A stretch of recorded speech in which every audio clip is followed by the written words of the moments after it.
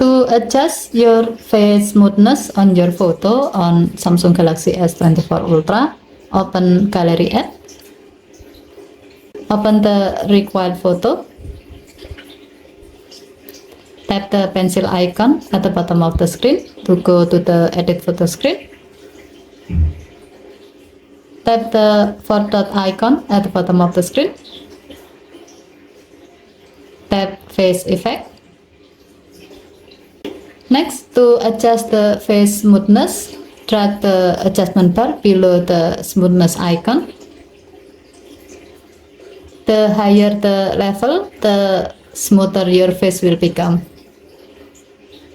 If you are happy with the result, tap done button and then tap save to save the change.